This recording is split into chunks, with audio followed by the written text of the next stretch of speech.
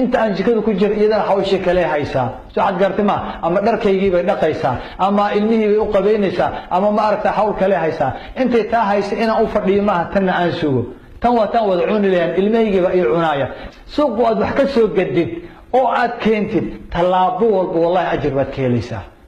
gabadhu way kugu jeclaanaysaa ilmahaagii way kugu jeclaanayaan adigana shaadi ku noqonaysaa caafimaad waana akhlaaq wanaagsan guriga markaad keentid inaad gabadhi u diyaarisid wixii ajir jarto ilmiha u diyaarisid laga bilaabo cunitaankii ilaa ay qashinkii aad keentid haddana inaad banaanka geysid oo aad reerka ka fogeysid intaasoo dhan ajir waaye talaabo walba jannadan waa la shaqaystaa gacmo isdhaafa gacal ku jira weeyaan marka hawshan in la isla qabto shay aad iyo aad muhiim u ah weeyaan marka yani waxa laga yaabaa ragga qaarkii inay ugu dagaalaan oo ay yiraahdaan kayaawi wuxuu nagu diraayaa haweenka ku dirid maaha wallahi ku dirid maaha oo rasuulka gurigu ka shaqayn jiray dharkiisu dhaqi jiray sariirtu gogli jiray gabadhu jikada ku caawin jiray kabiisu baalashi jiray dharkiisu tooyan jiray gulisuu ma reerku idinku diraayaa reerku dirid ma aha reerku dirid ma aha waxaan waa cibaado waa shay aad u wanaagsan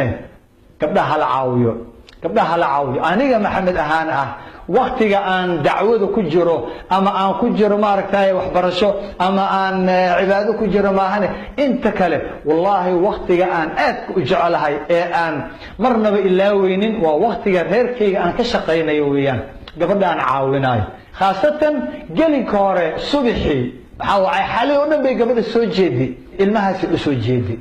xalay oo dhan bay midna wax ka bedelaysay midna nuujinaysay midna dhaqaysay midna babinaysay waxaasoo dhan aniga miyaan ogaamay xalay oo dhan indho mugoodaan jiifi subaxii baan soo kacay gabadhii markaan soo kacayay oo ilmihii ay ka seexseexdeen markaasay seexatay xaq miyaa ilaahay baa ku dhaarsiyay rag yahow in gabadhii xalay oo dhan ku raaxaynaysay oo aabihin qaylida ka daaya hajiifee wixii dhib ahaa oo dhan dhuuqaysay subaxii markay in yar seexatay inaad haddana intaad iridda u garaacdid nacaawi quraac maxaad u karin weysay hal yee jiifta oo inaad ku qaylisid xaq ma u leedahay ilaahay baan kugu dhaarsiyay maxaa markaa korkaaga ah حتى الدين اسكدا حق دق عقلي السليم كان محو كينيا gabadhi sida ihsaanka kugu sameysay in aad soo kacdid waliba shanqarta ay yareysid tartiib ah u soo socotid adiga sida xalay shanqarta kaaga yareysay jikada soo gashid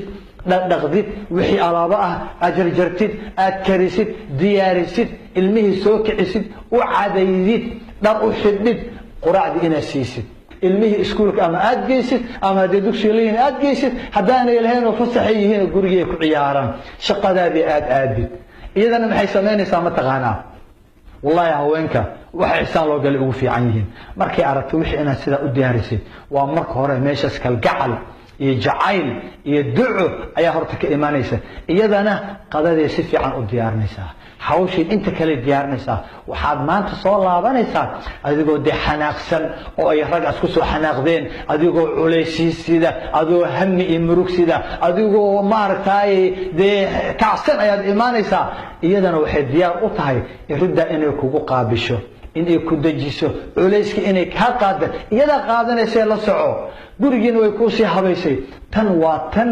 rasuulka sallallahu alayhi wasallam alayhi khadiija ay ku noolaayeen noloshaas raaxa ah laakiin nolol gabadhu la dhahayo wax dhaq wax kari wax habe wax maaragtay maamul adigu gurigi wixii oo dhan ninkeena shaqo uu ka dhiganaya kasteere uu soo qabanaya maalinkii habeenkiina asxaab uu la soo sheekaysanaya ama halka ay kafeteriye uu joogaya wallahi taa inaanay nolol ahayn ilaahayna raali ka ahayn tana guur ah تنا نولل تنا أجر تنا جنة